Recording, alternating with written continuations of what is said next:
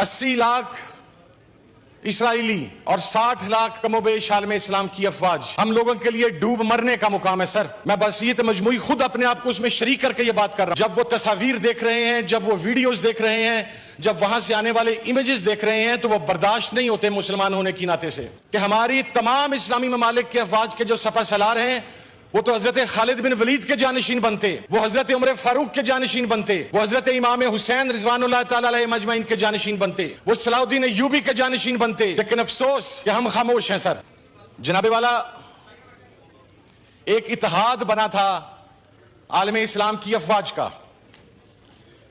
उसके सरबराह हमारे पाकिस्तान के साबिक आर्मी चीफ राहील शरीफ साहब थे।